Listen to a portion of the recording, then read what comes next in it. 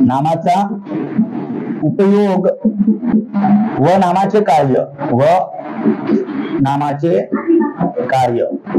लक्षात घ्या। आता फक्त नाम शिकून होत नाही, तर त्याचा उपयोग कसा करायचा, वाक्यामध्ये त्याचा प्रकार, कोणत्या प्रकारचा तो नाम आहे ते ओळखता यायला पाहिजे। या दृष्टिकोनातून आपल्याला काय बघायचं आहे, नामाचा उपयोग आणि नामाचे कार्य शिकायचे आहे। बरोबर लक्षात घ्या। फक्त आता आपण नाम बघितले, नामाचे मुख्य प्रकार बघितले, सामान्य नामाचे पण प्रकार बघितले, बरोबर आहे।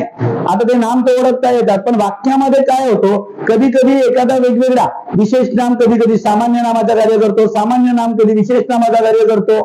आलं लक्षात, असं वेगवेगळ्या प्रकारचे कार्य करताना दिसतात। मग वाक्यामध्ये येताना तो कोणत्या प्रकारचा नाम आहे ते आपल्याला ओळखता यायला पाहिजे। म्हणून आपल्याला बघायचं आहे नामाचा उपयोग आणि नामाचे कार्य। कारण फक्त नाम ओळखून चालत नाही, तर त्या वाक्यामध्ये तो कोणत्या प्रकारचे कार्य करत आहे हे आपल्याला ओळखणे महत्वाचं आहे। बघा लक्षात घ्यायचं आहे, तर आपल्याला तो नाम आपल्याला नेहमी ओळखता यायला पाहिजे। आता बघा आपल्याला बघायचं आहे की हेडिंग बघू आपण सगळ्यात पहिले। बघा नामाचा उपयोग व नामाचे कार्यामध्ये सामान्य नाम हे विशेष नामाचे कार्य करतात। पहिली हेडिंग बघायचं आहे आपल्याला, बघा सामान्य नाम हे विशेष नामाचे कार्य करतात, अशा प्रकारची हेडिंग बघायची आपल्याला। बघा लक्षात घ्यायचं आहे, नामाचा उपयोग नामाच्या कार्यामध्ये आपल्याला पहिला टॉपिक बघायचा आहे, सामान्य नाम हे विशेष नामाचे कार्य करतात। म्हणजे मूळचा सामान्य नाम असून सुद्धा तो विशेष नामाचा कार्य करत असतो। आलं लक्षात। आता मूळचा सामान्य नाम विशेष नामाचा कशा प्रकारे कार्य करतो ते आपल्याला बघायचं आहे। सामान्य नामामध्ये आपण जर बघितलं तर बघा लक्षात घ्यायचं आहे। आता बघा नगर, नगर हा कोणत्या प्रकारचा नाम आहे तुम्हाला माहित असायला पाहिजे। नगर, नगर म्हणल्यावर काय होते, मोठी शहरांची जात दाखवत आहे। नगर म्हणजे काय, मोठे शहर। बघा नगर म्हणजे काय होतो, मोठे शहर। मग काय दाखवत आहे, नगरचा अर्थ मोठे शहर होत असेल तर याचा अर्थ असा आहे की जेवढे काही मोठे शहर आहेत त्या मोठ्या शहरांना लक्षात घ्यायचं आहे, मोठे शहर या सगळ्या मोठ्या शहरांना नगर म्हणतात। म्हणजे सगळ्या मोठ्या शहराची जात दाखवत आहे कोणता, नगर। म्हणजे मूळचा नगर हा कोणता नाम आहे, सामान्य नाम आहे। कोणतं नाम आहे, सामान्य नाम। पण जर आपण याला वाक्यामध्ये रूपांतर केलं तर तो विशेष नामाचा सुद्धा कार्य करू शकतो। मग हे ओळखता यायला पाहिजे। फक्त लक्षात घ्यायचं आहे, डायरेक्ट जर विचारलं तुम्हाला, सरळ सरळ विचारलं नगर कोणत्या प्रकारचं नाम आहे, तर मग तुम्हाला उत्तर देता यायला पाहिजे हा सामान्य नाम आहे। कोणता नाम आहे, सामान्य नाम। का बरं सामान्य नाम आहे, याचं उत्तर काय आहे, नगर याचा अर्थ मोठे शहर। म्हणजे आपल्या भारतामध्ये किंवा महाराष्ट्रामध्ये किंवा जगामध्ये जेवढे काही मोठे शहर आहेत या सगळ्या शहरांची जात दाखवतो आणि त्या जातीवाचक नाम असल्यामुळे नगर हा सामान्य नाम असेल। पण जर आपण एखादं वाक्य बनवलं, बघा गुरुजी कालच नगरहून आले असं म्हटलं, गुरुजी कालच नगरहून आले, गुरुजी कालच नगरहून आले, गुरुजी कालच नगरहून आले म्हटल्याबरोबर आपल्याला लक्षात येत आहे की बघा नगर हून वापरलेला आहे। नगरहून आले म्हणजे काय, मोठ्या मोठ्या शहरातून आले का गुरुजी, नाही, मोठ्या मोठ्या शहरातून आलेले नाही। नगर नावाचं एखादा शहर आहे त्या इथून आले का, जगातल्या सगळ्या मोठ्या शहरातून एकसाथ कसे येणार आहेत गुरुजी, सगळ्या मोठ्या शहरातून येणार नाही। मग नगरहून आले याचा अर्थ ज्या शहराहून आले त्याचं नाव काय आहे, नगर आहे। नगर म्हणजे मोठे शहर जरी होत असला पण इथे अहमदनगर, इथे काय आहे, अहमदनगर या अर्थाने तो वापरलेला आहे। अहमदनगरला आता नवीन नाव बदललेलं आहे, काय आहे, अहिल्यानगर। काय आहे, अहिल्यानगर। म्हणजे गुरुजी कालच नगरहून आले, म्हणजे कोणत्या नगरवरून आले तर अहिल्यानगरवरून आले किंवा अहमदनगरवरून आले, अशा प्रकारचा अर्थ वापरलेला आहे। आता आपल्याला अहिल्यानगर असं नाव वापरायचं आहे। मग बघा गुरुजी नगरहून आले म्हणजे मोठ्या मोठ्या शहरातून आलेले नसून एकच नगरावरून आले, त्याचं नाव आहे अहिल्यानगर किंवा अहमदनगर, कोणत्या तरी एका मोठ्या नगरावरून आले। मग तो एका शहराबद्दल बोलले जात आहे, एका शहराबद्दल सांगलं जात आहे। म्हणून या ठिकाणी नगर कोणतं नाम आहे, तर विशेष नाम आहे। कोणतं नाम आहे, विशेष नाम। बरोबर लक्षात घ्यायचं आहे।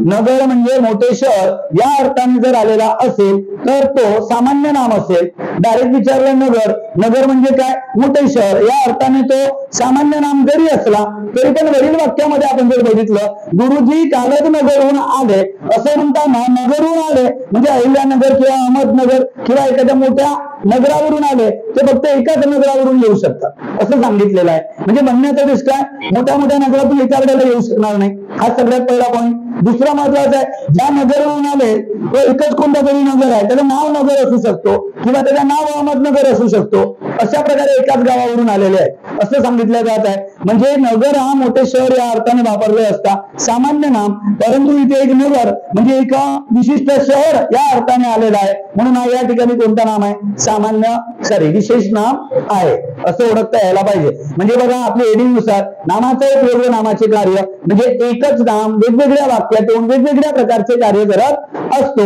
त्यामध्ये कधी कधी काय होतो, सामान्य नाम विशेष नामाचे कार्य करतो, विशेष नाम सामान्य नामाचे कार्य करतो, भाववाचक नाम सामान्य नामाचे कार्य करतो, कधी कधी वेगवेगळे नाम विशेषण सुद्धा नामाचे कार्य करतो. म्हणजे नामाचा उपयोग वेगवेगळ्या ठिकाणी वेगवेगळ्या वाक्यात वेगवेगळ्या प्रकारे होऊ शकतो. मग हे आपल्याला ओळखता येणे गरजेचं आहे. आलं का लक्षात? मग हे ओळखता येणे गरजेचं आहे. त्याच्यामध्ये पहिली आपण हेडिंग बघत आहोत, सामान्य नाम हे विशेष नामाचे कार्य करतात. म्हणजे मूळची जी काही सामान्य नाम आहेत ते आता विशेष नामाचे कार्य करणार आहेत. आणि याच्यामध्ये नगर हा आपण उदाहरणात घेतलेला आहे. पुन्हा अशा प्रकारे एखादा पुन्हा नाव घेता येईल. आता बघा बाळ, बाळ हा नाव माहिती आहे तुम्हाला? बाळ, बाळ म्हणजे काय, छोटे मूल. छोटे मूल म्हणण्यापेक्षा लहान मूल लिहू आपण, चांगलं वाटेल. तर बघा बाळ म्हणजे काय, लहान मूल. आपण कोणत्याही, आमचा बाळ आहे, बाळ आहे म्हणजे लहान मूल आहे, बरोबर आहे. म्हणजे हॉस्पिटलमध्ये गेलं तर बरेच बाळ आहेत, बरेच बाळ आहेत म्हणजे काय, लहान मुलं आहेत. मग सगळ्या लहान मुलाची जात दाखवतो या अर्थाने काय आहे, बाळ हा कोणता नाव आहे, सामान्य नाम आहे. कारण सगळ्या लहान मुलाची जात दाखवत आहे म्हणजे हा सामान्य नाम आहे. परंतु बाळ याचा वाक्यात उपयोग केला, आपण वेगळ्या वाक्यात वापरलं, एखाद्या मुलाला दिलं. आता मी म्हटलं बाळ यंदा एमपीएससी पास झाला, म्हणजे बाळ एमपीएससी पास झाला म्हणजे लहान मुलगा पास होऊ शकतो का? नाही. बाळ कोण आहे, ज्यावर मोठा आहे, जो एमपीएससी ची एक्झाम देऊ शकतो, कमीत कमी ग्रॅज्युएशन झालेला असेल एवढा मोठा व्यक्ती आहे तो. म्हणजे एका मुलाचं नाव आहे बाळ आणि बाळ यंदा एमपीएससी पास झाला असं म्हटल्याबरोबर बाळ हा काय झाला, एका व्यक्तीबद्दल बोलल्या जात आहे. आणि एका व्यक्तीबद्दल बोलल्या जात आहे याचा अर्थ काय आहे, तो बाळ तो एका व्यक्ती असून तो विशेष नाम म्हणून कन्सिडर करता येईल किंवा त्याला आपल्याला गृहीत धरता येईल. आलं का लक्षात? म्हणजे बाळ हा लहान मुलाची जेव्हा जात दाखवतील. मी बघा आता म्हटलं की हॉस्पिटलमध्ये बरेच बाळ आहेत, तर बाळ म्हणजे काय, लहान मूल. सगळे हॉस्पिटलला आपण बरेच लहान लहान मुलं बघतो, बाळ आहेत, बरोबर आहे. आपण याला इंग्रजी शब्द पण वापरतो आजकाल, बेबी. काय वापरतात, बेबी. लक्षात घ्यायचं पाहिजे. याचा बाळचं एक उदाहरण लिहून घेऊ, ठीक आहे? हो रे बाबा, करतो. वेळेवरच दुसरा आठवला, डोकं काम नाही करत नाही ना, काय हरकत नाही. तर बघा लक्षात घ्यायचंय. आता जर आपण विचार केला तर बाळ बद्दल एक वाक्य लिहिलं, बाळ यंदा एमपीएससी पास झाला. बघा लक्षात घ्यायचंय, बाळ यंदा, इंग्रजीमध्ये लिहू शब्द, मराठीत लिहू, एमपीएससी, बरोबर आहे, एमपीएससी. लक्षात घ्या, बाळ यंदा एमपीएससी पास झाला, म्हणजे बाळ यंदा एमपीएससी पास झाला म्हणजे हा बाळ नावाचा कोण आहे, एक मुलगा आहे. आणि हा मुलगा काय झालेला आहे, एमपीएससी ची परीक्षा पास झालेला आहे असा या अर्थाने वापरलेला आहे. म्हणजे हा एका व्यक्तीबद्दल बोललेला आहे आणि एका व्यक्तीबद्दल बोलला जात आहे. याचा अर्थ कोणता नाम आहे, विशेष नाम. कोणता नाम आहे, विशेष नाम. आणि बाळ म्हणजे लहान मुल या अर्थाने वापरलं, कोणता नाम असलेला, सामान्य नाम. म्हणजे कसा उपयोग होत आहे समजलं, एकच नाम दोन वेगवेगळ्या वाक्यात जर वापरलं तर दोन वेगवेगळ्या प्रकारे कार्य करत आहे. बाळ लहान मुले या अर्थाने वापरलं, बघा लहान मुले या अर्थाने वापरलं तर तो सामान्य नाम सगळ्या लहान मुलांची जात दाखवेल. आणि जेव्हा बाळ यंदा एमपीएससी पास झाला म्हटल्यावर मोठ्या बाळाबद्दल, मोठा बाळ नसून मोठ्या मुलाबद्दल ज्याचं नाव बाळ आहे अशा मुलाबद्दल बोललं जात आहे. म्हणजे कोणतं नाम आहे तर लक्षात घ्यायचं आहे, विशेष नाम आहे. आता बेबी तसंच, बेबीचा अर्थ काय होतो, लहान मूल. काय होत आहे, लहान मूल. बेबीचा अर्थ होतो लहान मूल. लक्षात घ्यायचं आहे, बेबीचा अर्थ सुद्धा लहान मूल होतो. म्हणजे बेबी हा सुद्धा सामान्य नाम आहे. परंतु जर मी याला वाक्यात बरोबर उपयोगात आणलं तर बरोबर जर का याला वाक्यात उपयोगात आणलं तर हा कोणता नाम असू शकतो, सामान्य नामामध्ये सुद्धा, सामान्य नामाचा विशेष नामामध्ये आपल्याला बदल करता येऊ शकतो. मी म्हटलं शेजारची बेबी कॉलेजात जाते, शेजारची बेबी कॉलेजात जाते. आता लहान मुलं कॉलेजात जातात का?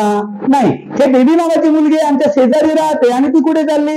कॉलेजात जात आहे. मग कोणत्या बेबी बद्दल बोलला? मी लहान मुलाबद्दल बोललो की मोठ्या जी मुलगी आहे जिचं नाव बेबी आहे आणि ती कॉलेजात जाते तिच्याबद्दल बोललं? मोठ्या मुलीबद्दल बोललं जी कॉलेजात जाते. मग शेजारची बेबी कॉलेजात जाते या वाक्यामध्ये आपण जर बघितलं तर मी मोठ्या मुलीबद्दल बोलत आहे जी कॉलेजात जात आहे, जी आमच्या शेजारी राहते या मुलीबद्दल बोललेला आहे. म्हणजे तो कोणता नाम आहे तर लक्षात घ्यायचं आहे विशेष नाम. आता बघा दुसरा एक वाक्य लिहू. शेजारची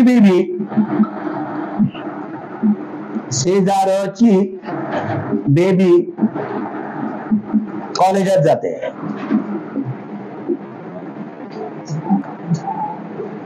शेजारची बेबी कॉलेजात जाते म्हणजे आता हे काही लहान राहिलेली नाही, हे एका मुलगी आहे, मोठी आहे आणि मोठ्या मुलीबद्दल बोलत आहोत. म्हणजे कोणतं नाम आहे? हा विशेष नाम. कोणतं नाम आहे? विशेष नाम. अशा प्रकारे लक्षात घ्यायचं आहे. बेबी लहान मुलाबद्दल बोललेला आहे तर कोणतं नाम असेल? सामान्य नाम. आणि बेबी शेजारची बेबी कॉलेजात जाते असं म्हटलं आहे म्हणजे बेबी हा एका मुलीबद्दल बोलल्या जात आहे. एकच मुलगी आहे जी कॉलेजात जाते या अर्थाने कोणतं नाम आहे? विशेष नाम. म्हणजे सामान्य नाम हे विशेष नामाचे कार्य करतात हे तुम्हाला समजलेलं असेल. नक्की लिहून द्यायला लागेल. लिहा. आपल्याला हेडिंग लिहायचं आहे. हेडिंग मध्ये लिहायचं आहे, लक्षात घ्यायचं आहे नामाचा उपयोग व नामाचे कार्य. आपण नाम सगळे बघितलेलं होतं, आता आपल्याला त्याचा उपयोग बघायचा आहे. बरोबर? लिहा. नामाचा हेडिंग लिहिलं आहे, नामाचा उपयोग व नामाचे कार्य. लिहून झाली असेल हेडिंग तर बघा, त्याच्यामध्ये खाली बांध करून लिहा.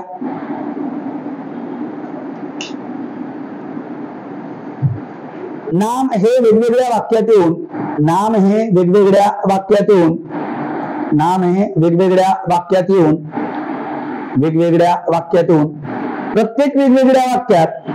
प्रत्येक वेगवेगळ्या वाक्यात ती विविध प्रकारची कार्य करताना दिसतात. प्रत्येक वेगवेगळ्या वाक्यात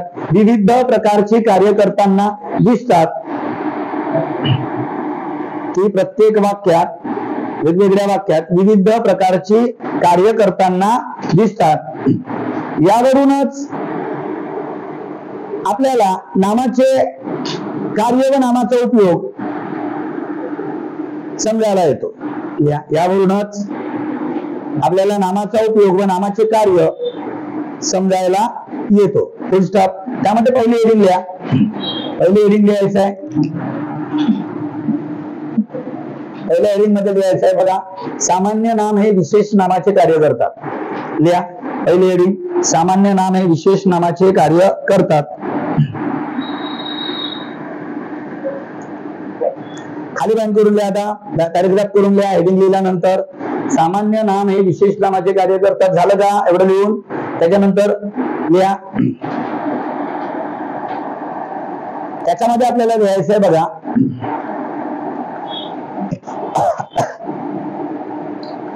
मूळची सामान्य नामे. लिहा. मूळची सामान्य नामे ही जातीवाचक असून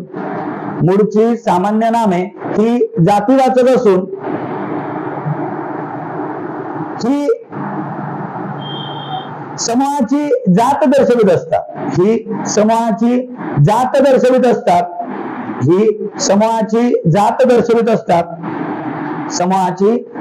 दर्शवित असतात. परंतु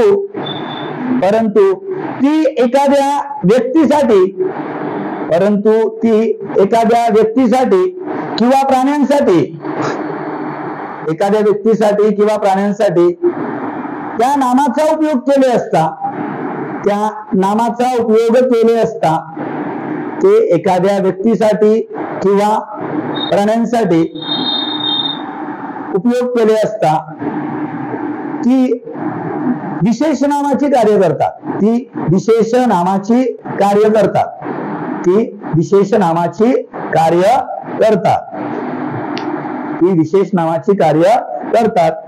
काही समजलं का की नाही समजलं? बघा काय सांगितलेलं आहे, सामान्य नाम हे मूळचे जातीवाचक असून समूहाची जात दाखवत असतात. काय दर्शवत असतात? समूहाची जात दर्शवत असतात. परंतु जेव्हा ते एखाद्या विशिष्ट व्यक्तीसाठी, एखाद्या विशिष्ट प्राण्यांसाठी किंवा वस्तूसाठी त्या नामाचा उपयोग केला जातो, तेव्हा ते कशाचे कार्य करतात? विशेष नामाचे कार्य करतात. आलं लक्षात? आता बघा उदाहरणात लिहायचं आहे, खाली लिहायचं आहे नगर, लिहा हेडिंग नगर. नगर नगर त्याला डॅश करून लिहा. नगर म्हणजे मोठे शहर, नगर म्हणजे मोठे शहर,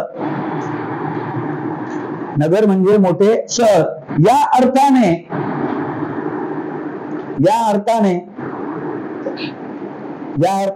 नगर या शब्दाचा उपयोग केला असता, या अर्थाने नगर या शब्दाचा उपयोग केले असता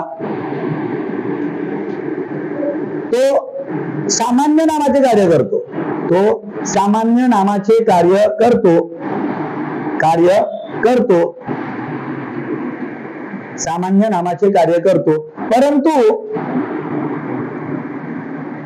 नगर हा एक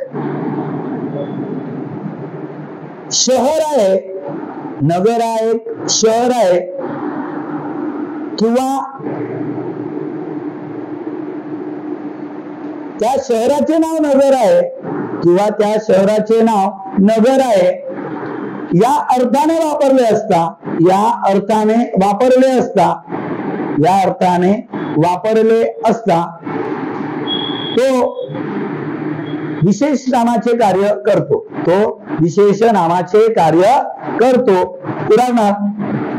उदाहरणात लिहायचं आहे बघा, गुरुजी कालच नगरहून आले. नगरहून आले म्हणजे काय? एकाच नगराहून आले, अशा प्रकारचं उदाहरण दिलेलं आहे. बरोबर आहे. नगर हा मग कोणतं नाम आहे? विशेष नाम. समजलं असेल? उदाहरणात लिहा, गुरुजी कालच नगरहून आले. नगरहून आले म्हणजे एकाच नगराहून आले, म्हणजे या अर्थाने तो कोणतं नाम आहे? विशेष नाम आहे. कोणतं नाम आहे? विशेष नाम. कळलं का की नाही कळलं? कळलं? अशा प्रकारे लक्षात घ्यायचं, नगर कोणतं नाम आहे? तर विशेष नाम. आता बाकीचे उदाहरण तुम्हाला समजावून सांगण्याची गरज नाही, बाकीचं आपल्याला लिहिता येईल. लिहा बाळ. बाळ हा लहान मूल, बाळ लिहा, त्याला समानार्थी चिन्ह देऊन लिहा. बाळ म्हणजे काय? लहान मूल, या अर्थाने सामान्य नाम लिहून टाका. दुसरं उदाहरण लिहा, बाळ. बाळ म्हणजे लहान मूल, बाळ म्हणजे काय? लहान मूल, या अर्थाने सामान्य नाम. बाळ म्हणजे समानार्थी चिन्ह, बाळ म्हणजे लहान मूल, या अर्थाने सामान्य नाम. लिहा बाळ म्हणजे लहान मूल, या अर्थाने सामान्य नाम. कळलं? सामान्य नाम. परंतु लक्षात घ्यायचंय. आता उदाहरण दुसरं लिहा, बाळ यंदा MPSC पास झाला. मग हा काय आहे? एक व्यक्ती आहे, एक मुलगा आहे, या नावाने कोणता आहे? विशेष नाम. कळलं?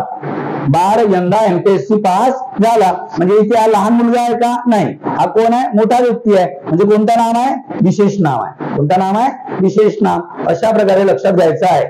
कळलं का की नाही कळलं? नंतर लिहा खाली बांध करून. दुसरं वाक्य लिहा, बेबी म्हणजे लहान मूल. बेबी म्हणजे लहान मूल, या अर्थाने सामान्य नाम. लिहा बेबी. खाली डायरेक्ट पॉइंट करायचं, लिहायचं बेबी म्हणजे लहान मूल, या अर्थाने सामान्य नाम. कळलं का की नाही कळलं? कोण नाही आहे तुमच्याकडे? आहे ना? तर कळलं का म्हटलं मी? बेबी म्हणजे लहान मूल, या अर्थाने कोणतं नाम? सामान्य नाम. कळलं ना? मग आता बघा लक्षात घ्यायचंय. मग आता वाक्यामध्ये कन्वर्ट करायचंय. बघा, शेजारची बेबी कॉलेजात जाते. मग बेबी हा कोणतं नाम आहे? विशेष नाम. कळलं? बेबी हा कोणतं नाम आहे? विशेष नाम. असं आपल्याला समजायला पाहिजे की नाही? समजलं? समजलं?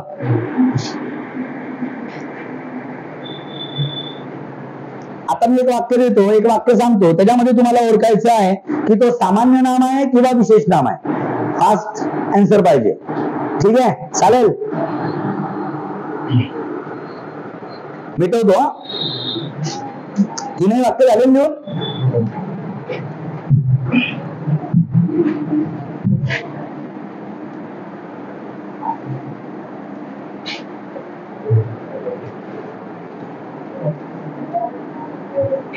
बघा एक वाक्य सांगतो, सामान्य नाम आहे का विशेष नाम आहे तुम्हाला ओळखायचं आहे. हिराने आपली कामे वेळेत पूर्ण केली. हिराने आपली कामे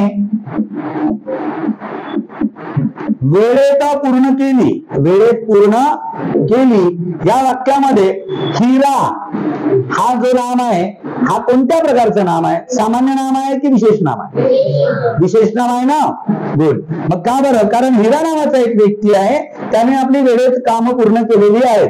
आणि जर तुम्हाला विचारलं फक्त हिरा, हिरा हा कोणतं नाम आहे, तर हिरा म्हणजे रत्न. आलं लक्षात? हिरा म्हणजे काय होतो? रत्न. तुम्हाला माहित आहे आपल्याकडे आभूषणे वापरतात, तुम्हाला माहित आहे डायमंड म्हणतो आपण त्याला, बरोबर आहे. हिरा म्हणजे रत्न या अर्थाने आलेला असता हा कोणता नाम असता? विशेष नाम. सॉरी, कोणता नाम? सामान्य नाम. कोणता नाम? सामान्य नाम. परंतु हिरा या ठिकाणी कोणता नाम आहे? विशेष नाम. समजलं ना? वाक्यात कशा पद्धतीने याचा उपयोग केला जात आहे? आता काही अडचण आहे नाही ना? चला मग समोर जाऊ. ठीक आहे, लिहून घ्या.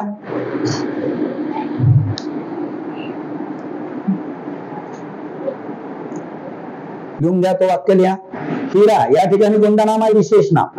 ठीक आहे. आणि हिरा म्हणजे काय होतो? रत्न. या अर्थाने कोणता नाम? सामान्य नाम.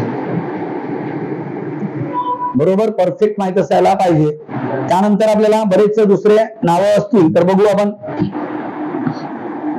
बघा, पुन्हा आपल्याला याच्यामधलं एक टॉपिक बघता येईल आपल्याला. पुन्हा एक दोन वाक्य आहेत. तुम्ही सांगा मला, तारा कोणतं नाव आहे? तारा, फक्त तारा विचारलं. तारा, तारा कोणतं नाम आहे? सामान्य नाम. नक्की सामान्य नाम आहे. का बरं? तारा हा सामान्य नाम आहे. तुम्ही उत्तर दिले, चांगली गोष्ट आहे. सामान्य नाम आहे, बरोबर पण आहे. पण तारा म्हणजे सामान्य नाम का बरं आहे? तारा म्हणजे काय? नक्षत्र. तारा म्हणजे काय? नक्षत्र. पूर्ण तारकासमूह नक्षत्र असा अर्थ काढलेला आहे. तारा म्हणजे नक्षत्र. बघा, लक्षात घ्यायचं आहे. तारा म्हणजे नक्षत्र या अर्थाने वापरलेला आहे. सरळ तारा विचारलं तर नक्षत्र याचा अर्थ होतो, म्हणजे तो सामान्य नाम आहे. पण जर आपण एखादं जर वाक्य बनवलं तर आपण तारावर एखादा वाक्य बनवा. तारा ही माझ्या मामाची मुलगी आहे. तारा ही मामाची मुलगी आहे. कोणता नाम आहे? विशेष नाम. लिहा मग. तारा ही मामाची मुलगी आहे. दुसऱ्याची घ्यायची नाही बरं का, मामाचीच लिहायची. कारण काय? महत्वाची आहे, भेटू शकते तुम्हाला एखाद दिवस, बरोबर की नाही? तारा ही मामाची मुलगी आहे. मुलगी आहे, बरोबर आहे. जी 12वीत 12वी नापास झाली आहे, आता कराल का? नाही ना. 12वीत 12वी नापास झाली, आता विचार येईल. ठीक. तारा ही कोणाच्या मुलीबद्दल बोललेला आहे? मामाच्या मुलीबद्दल. म्हणजे बघा, लक्षात घ्यायचं आहे का मुलीबद्दल बोललेला आहे, म्हणजे तारा हा कोणता नाम आहे? विशेष नाम. कोणता नाम आहे? विशेष नाम. कळलं का की नाही कळलं सगळ्यांना? गुड. आता बघा, लक्षात घ्यायचं आहे. पुन्हा एक असंच नाम बघू. पवन. पवन कोणता नाम आहे? नक्की. का बरं? पवन म्हणजे काय? वारा. पवन म्हणजे काय? वारा. बरोबर आहे. त्याच्यामध्ये वेगवेगळे बाजू आहेत. त्याला पवन म्हणजे वारा असं म्हणतो. म्हणजे पवन म्हणजे वारा या अर्थाने आपण कोणतं नाम घेऊ शकतो? तो सामान्य नाम. बरोबर की नाही? म्हणजे पवन हा जर नाम तुम्हाला विचारला डायरेक्ट, पवन हा कोणता नाम आहे, तर पवन हा कोणता नाम आहे? सामान्य नाम. कारण पवन याचा अर्थ काय होतो? वारा. आणि या अर्थाने तो सामान्य नाम आहे. बरोबर आहे. आता जर मी म्हटलं पवन 12वी उत्तीर्ण झाला, बघा, पवन 12वी, अरे पवन 12वी उत्तीर्ण झाला. पवन 12वी उत्तीर्ण झाला. बघा, लक्षात घ्यायचं. पवन 12वी उत्तीर्ण झाला. पवन मग हा कोण आहे? मुलगा आहे जो 12वीत आहे. पवन म्हणजे वारा आहे का? हा नाही. पवन म्हणजे वारा नाही. पवन डायरेक्ट विचारलं सामान्य नाम, कारण पवन याचा अर्थ वारा होतो. पण जर आपण विचार केला पवन 12वी उत्तीर्ण झाला, म्हणजे पवन हा एक कोण आहे? मुलगा आहे. कोण आहे? मुलगा. या अर्थाने आलेला जो 12वी उत्तीर्ण झाला, म्हणजे कोणतं नाम आहे? विशेष नाम. कोणतं नाम आहे? विशेष नाम. असं तुम्हाला ओळखता यायला पाहिजे. अशी आपल्याला बरेच नामं पाहता येतील. ठीक आहे. पोपट. पोपट कोणतं नाम आहे रे? पोपट कोणतं नाम आहे? खरीच. कोणत्या अँगल ना आहे तुम्ही सांगू शकता मला? हा, सगळे पोपट सारखेच हिरवे हिरवे दिसणाऱ्या आणि बडबड करणाऱ्या पोपटांची जात दाखवतो. आणि सगळ्या हिरव्या हिरव्या बडबड करणाऱ्या पक्ष्यांची जात दाखवतो, आपण त्याला काय म्हणतो? पोपट म्हणतो. म्हणजे सगळे पोपट सारखे, समान गुणधर्माला अनुसरून तो सामान्य नाम आहे पोपट. बरोबर आहे. पोपटाला 3 पाय आहेत का एखाद्या? नाही. पोपटाला काय 2च पाय आहे. पंख 4 आहेत का? नाही. सगळे पोपट सारखेच आहेत, म्हणजे एखादा पोपट वेगळा आहे असं म्हणलं तर होणार नाही. पण लक्षात घ्यायचं, पोपट म्हणजे एक पक्षी आहे जे सगळे सारखे आहेत. पोपट लक्षात घ्यायचं आहे. पोपट म्हणजे हा काय? एक पक्षी आहे आणि सगळ्या, आपण जर विचार केला ते पोपट सगळ्या पक्ष्यांचे, म्हणजे काय म्हणतात, सगळे हिरवे हिरवे दिसणाऱ्या सगळे पोपट सारखेच लिहू शकतो आपण. काय? सगळे पोपट सारखेच. सगळे पोपट सारखेच या अर्थाने सगळे पोपट सारखेच म्हणजे कोणतं नाम आहे? सामान्य नाम. आता एक वाक्य बनवू आपण या पोपटावर. शेजारचा पोपट कालच सासरी गेला. म्हणजे काय? बडबड करणारा व्यक्ती. पोपट याचा अर्थ बडबड करणारा पक्षी बनवतो. बडबड करणारा पक्षी. ते काय? सगळे सारखेच आहेत. पण मी म्हटलं शेजारचा पोपट कालच सासरीत गेला. आता तुम्ही सांगा, पोपटाचं लग्न होते का? पोपटाचं लग्न होत नाही. आणि पोपट सासरी जाते का जंगलातला? नाही. म्हणजे हा पोपट कोण आहे? एक व्यक्ती आहे जो बडबड करणारा आहे. आणि मग काय होतो? तो सासरी गेलेला आहे, त्या माणसाबद्दल बोललेला आहे. मग त्या एका व्यक्तीबद्दल बोललेला आहे, जो बडबड करतो, त्याचं नाव पोपट आहे. मग हा काय असेल? विशेष नाम. लिहा वाक्य. शेजारचा पोपट कालच सासरी गेला. शेजारचा पोपट कालच सासरी गेला. मग पोपट हा कोणता नाम आहे या ठिकाणी? विशेष नाम. लक्षात घ्यायचंय. शेजारचा पोपट कालच सासरी गेला. अशा प्रकारे लक्षात घ्यायचं. पोपट हा कोणता नाम आहे? मग विशेष नाम, जे एका व्यक्तीबद्दल बोललेला आहे. विशेष नाम. बरोबर लक्षात घ्यायचं आहे. विशेष नाम आहे कारण काय? तर एका व्यक्तीबद्दल बोलल्या जात आहे. अशा प्रकारे आपला बरोबर लक्षात घ्यायचं आहे. नामाचा उपयोग व नामाच्या कार्यामध्ये सामान्य नाम हे विशेष नामाचे कार्य करतात, हे संपलेलं आहे. आता उलट लिहू आपण. दुसरा टॉपिक लिहू. या दुसऱ्या टॉपिक मध्ये काय लिहायचं आहे? विशेष नाम हे सामान्य नामाचे कार्य करतात. लिहा. दुसरा टॉपिक बघा. आता मिटवू नये. झालं लिहून? जर पोपट डायरेक्ट विचारला तर पोपट काय करायचं आहे? सामान्य नाम. वाघ हा कोणता नाम आहे? सामान्य नाम. सगळे वाघ सारखेच. बरोबर आहे. समान गुणधर्माची जात दाखवत आहे. या अनुषंगाने आपल्याला लिहायचं आहे. सगळे पोपट सारखेच आहे. कळलं का की नाही कळलं? आता बघा, वाघ पण सारखे आहेत. बैल जरी विचारला तरी सगळे बैल सारखेच आहेत. कोणत्या बैलाला 5 पाय आहेत का? नाही आहे. किती आहेत? 4 पाय. बरोबर आहे. शेपूट. समान गुणधर्माची जात. सगळे बैल सारखेच आहेत. या अर्थाने कोणता नाम आहे? तो सामान्य नाम आहे. कोणता आहे? सामान्य नाम. कळलं ना? आता बघा, लक्षात घ्यायचं आहे. आता आपल्याला दुसरा पॉइंट बघायचा आहे. विशेष नाम हे सामान्य नामाचे कार्य करतात. हेडिंग घ्या. विशेष नाम हे विशेष नाम. बरोबर आहे. विशेष नाम हे सामान्य नामाचे कार्य करतात. सामान्य नामाचे कार्य करतात. विशेष नाम हे काय करतात? सामान्य नामाचे कार्य करतात. आतापर्यंत आपण सामान्य नामाचे विशेष नाम बघितलं. आता आपण विशेष नाम हे काय? सामान्य नामाचे कार्य करताना दिसेल. मग बघा आता काय होईल? एखादा व्यक्ती, एखादा विशिष्ट व्यक्ती आहे, परंतु तो एक व्यक्ती असून सुद्धा जेव्हा त्याचा उपमा देण्यासाठी किंवा त्याच्या गुणधर्माला अनुसरून त्याचा वापर केला जाईल, तेव्हा ते सामान्य नामाचे कार्य करताना दिसतात. ऍक्च्युअल मध्ये मूळचा विशेष नाम असतात, पण त्याच्या गुणधर्माला अनुसरून जेव्हा आपण त्यांचा वाक्यात उपयोग करतो तेव्हा ते सामान्य नामाचे कार्य करतात. किंवा त्याचा उपमा देण्यासाठी वापर केला जातो. कशासाठी वापर केला जातो? उपमा देण्यासाठी वापर केला जातो. तेव्हा ते कशाचे कार्य करतात? सामान्य नामाचे सामान्य नामाचे कार्य करतात. आता बघा, कुंभकर्ण हा कोणता नाम आहे? कुंभकर्ण. कुंभकर्ण कोणत्या प्रकारचं नाम आहे? आपल्याला ओळखायचं. कुंभकर्ण कोण आहे माहिती आहे का तुम्हाला? माझा भाऊ आहे का? नाही, माझा भाऊ नाही. माझे मामाजी आहेत. कारण काय? तर एसटी कॅटेगरी मध्ये त्याचा आडनाव कोण? मडावी आहे. रावणाचा भाऊ. कोणाचा भाऊ आहे? रावणाचा. रावण माहित आहे ना. आता रावण आणि गांधीजी एकत्र येणार आहेत म्हणजे 2 ऑक्टोबरला. एक अग्रेसिव्ह आणि एक शांतता. आता मधला मार्ग काढावा लागेल आपल्याला कुंभकर्णाकडून. आलं लक्षात? तर बघा, कुंभकर्ण हा रावणाचा भाऊ. आपल्याला रामायण माहित असेल थोडंफार, तर रामायण थोडंफार माहित असेल तर आपल्याला माहित आहे हा एका व्यक्तीचं नाव आहे, कुंभकर्णाला दिलेलं नाव आहे. कोणाला दिलेलं नाव आहे?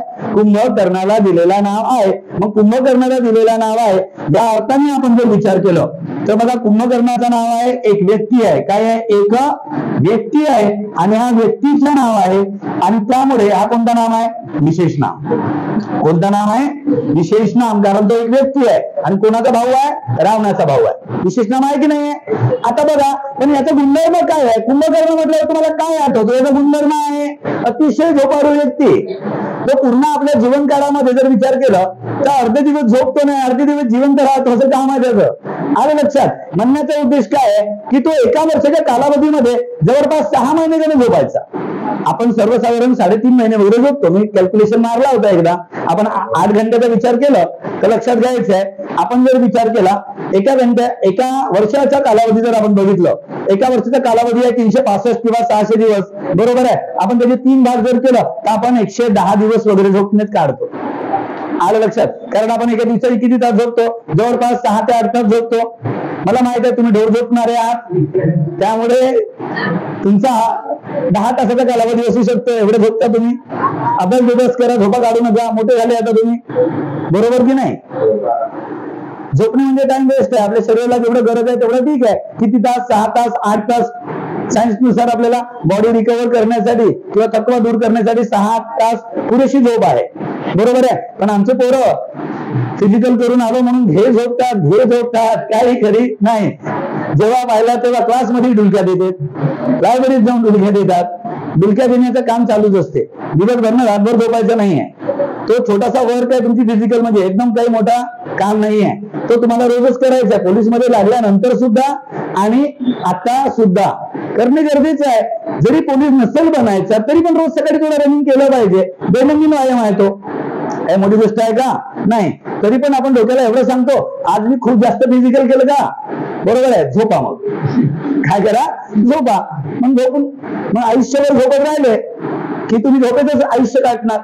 कसं काढणार? झोपेतच आयुष्य काढणार. ज्या दिवशी जाग येईल तेव्हा तुम्हाला माहित होईल आपलं आयुष्य बर्बाद झालेलं आहे. कुठे गेला? तर झोपण्यात गेला. कुठे गेला? झोपण्यात गेला. असं करू नका मित्रांनो. आता कुंभकर्णाचा गुणधर्म जर आपण बघितलं तर बघा, कुंभकर्णाचा विचार केला असता बघा, लक्षात घ्यायचं आहे, कुंभकर्ण हा अतिशय झोपाळू व्यक्ती म्हणून ओळखला जातो. जसं काही तो ध्रुवावर राहत होता, 6 महिने दिवस न 6 महिने रात्र, सूर्य येत नाही म्हणून झोपल्यासारखा, असं काही नाहीये. तो काय करायचा? बाकीच्यांपेक्षा तुम्ही 8 तास झोपता, तो 16 तास झोपायचा. म्हणून तो काय व्हायचा? एवढे तास झोपल्यामुळे त्याचा कालावधी वाढलेला होता आणि तो जीवनातले अर्धे तास झोपण्यात घालवला. म्हणजे याचा गुणधर्म जर आपण विचार केला तर कुंभकर्ण म्हणजे अतिशय झोपाळू व्यक्ती. अतिशय, बघा लक्षात घ्यायचं आहे, अतिशय झोपाळू व्यक्ती. झोपाळू व्यक्ती असा याचा अर्थ होतो. मग अतिशय झोपाळू व्यक्ती याचा गुणधर्म आहे. पण ऍक्च्युअल मध्ये कुंभकर्ण हा कोणता नाम आहे? विशेष नाम आहे. कारण हा कोण? रावणाचा भाऊ आहे. रावणाचा भाऊ. आणि रावणाचा भाऊ म्हणजे एक व्यक्ती आहे आणि एक व्यक्ती आहे या अर्थाने हा विशेष नाम आहे. परंतु त्याच्या गुणधर्माला अनुसरून आपण उपमा दिली. आणि मी म्हटलं माझा भाऊ पण फार झोपतो. मी म्हटलं माझ्या भावाला उपमा दिली. माझा भाऊ म्हणजे कुंभकर्णच आहे. माझा भाऊ म्हणजे काय? कुंभकर्णच आहे असं मी वाक्य बनवलं. खरंच झोपतो माझा भाऊ. ठीक आहे. आता तोही ऐकेल, तो म्हणेल मला बदनाम करताय माझा भाऊ. ठीक आहे. असं नाही झालं पाहिजे. मला लक्षात घ्यायचं आहे, तर माझा भाऊ म्हणजे कुंभकर्णच. माझा भाऊ म्हणजे कुंभकर्णच. माझा भाऊ म्हणजे कुंभकर्णच आहे. माझा भाऊ म्हणजे कुंभकर्णच आहे. म्हणजे काय? माझा भाऊ अतिशय झोपाळू व्यक्ती आहे या अर्थाने आलेला आहे. मी माझ्या भावाला कोणाची उपमा दिली? कुंभकर्णाची. सुदामा पण माहित आहे तुम्हाला. सुदामा कोण आहे? कोणाला माहित असेल तर सांगा. सुदामा कृष्णाचा मित्र आहे. सुदामा कोण आहे? कृष्णाचा मित्र. बरोबर आहे. जेव्हा ते तिथे गुरुकुलमध्ये शिकायला गेले तेव्हा त्यांची ओळखी झाली होती. मला थोडं फक्त महाभारत रामायण माहित आहे. जास्त काही आपण तेवढं वाचलेलं नाही, पण तेवढं माहित असायला पाहिजे म्हणजे शिकवण्यापुरती तेवढा आला. आता माहित झालं आपल्याला सुदामा कोण आहे, तर कृष्णाचा एक मित्र आहे, आणि भीम कोण आहे, तर 5 पांडवांपैकी एक आहे. कळलं असेल तुम्हाला. आता दोन्ही एक एक व्यक्ती आहेत, हा पण एक व्यक्ती आहे आणि हा पण एक व्यक्ती आहे. मग दोन्ही काय विशेष नाव, परंतु यांचा गुणधर्म. सुदामा म्हणजे कोण, सुदामाबद्दल तुम्हाला स्टोरी माहित असेल तर तुम्हाला लक्षात येईल, अतिशय दुर्बल व्यक्ती. सुदामा म्हणजे काय, अतिशय कमकुवत व्यक्ती किंवा दुर्बल व्यक्ती म्हणून ओळखला जातो. म्हणजे आपल्याला लक्षात घ्यायचं, सुदामा अतिशय दुर्बल व्यक्ती, अतिशय दुर्बल व्यक्ती असा याचा गुणधर्म आहे.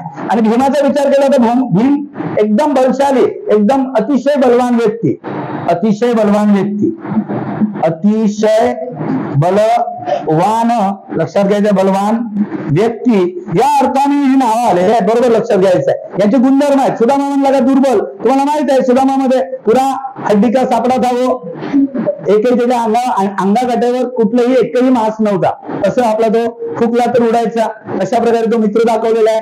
बरोबर आहे. पण अतिशय गरीब होता, म्हणजे त्याला काय, गरीब असल्यामुळे खाण्यापिण्यासाठी अडचण होती, कुपोषित होता. काय होता, कुपोषित. या अर्थाने बघा अतिशय दुर्बल व्यक्ती असं नाव वापरलेलं आहे.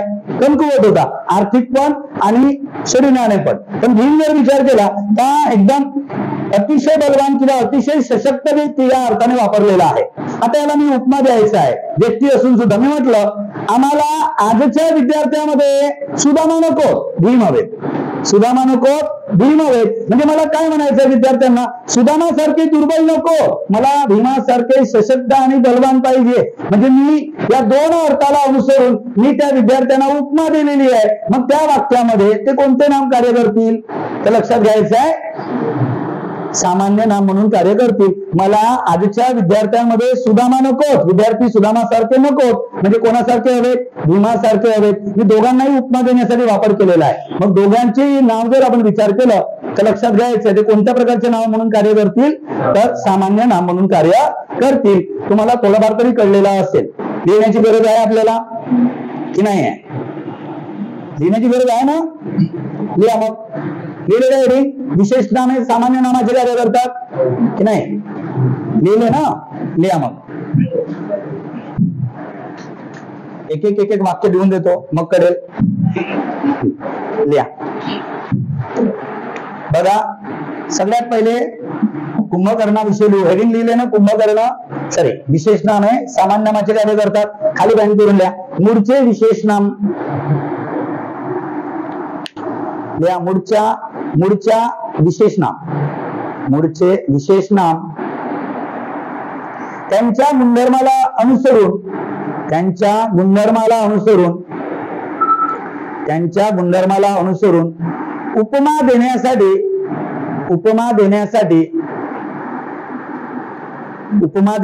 जेव्हा वापर केला जातो, उपमा देण्यासाठी जेव्हा वापर केला जातो तेव्हा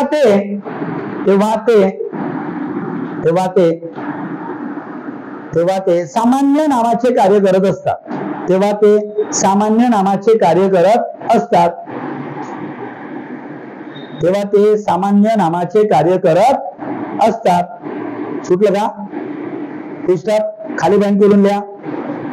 तसेच विशेष नाम हे त्यांच्या गुणधर्माला अनुसरून, विशेष नाम हे त्यांच्या गुणधर्माला अनुसरून जेव्हा वाक्यामध्ये आलेले असतात, विशेष नाम हे त्यांच्या गुणधर्माला अनुसरून वाक्यामध्ये आलेले असतात, तेव्हा ते समान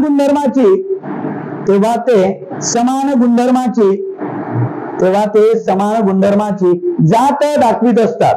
तेव्हा ते समान गुणधर्माची जात दाखवित असतात. समान गुणधर्माची जात दाखवित असतात. म्हणून ते सामान्य नामाची कार्य करत असतात. म्हणून ते सामान्य नामाची कार्य करत असतात.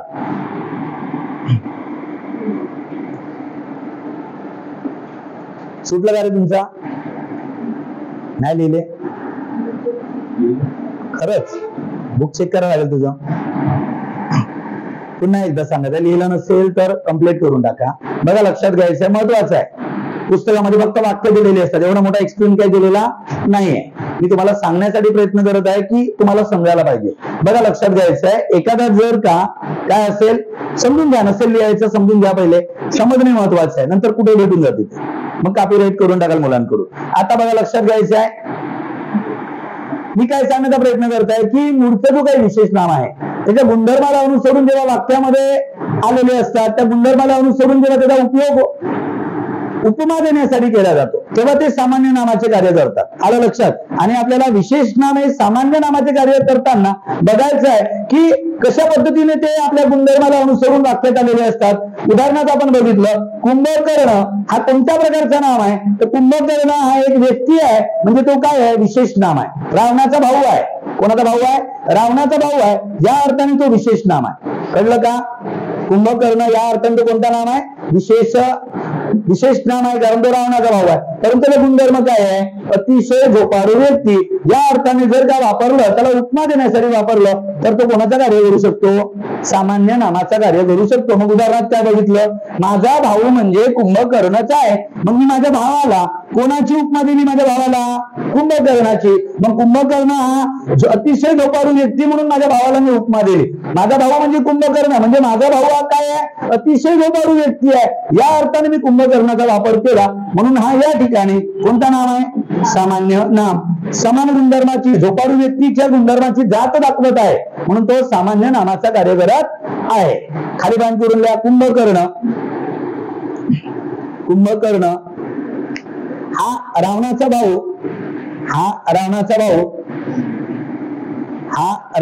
भाऊ, म्हणजेच एक व्यक्ती,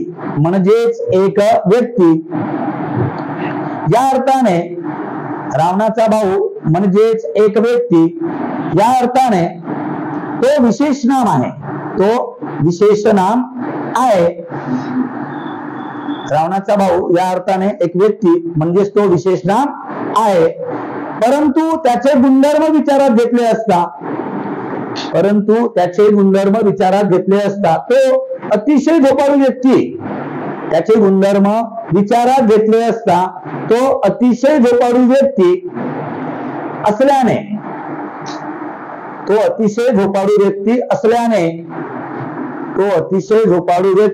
असल्याने त्याचा वाक्यात उपमा देण्यासाठी वापर केला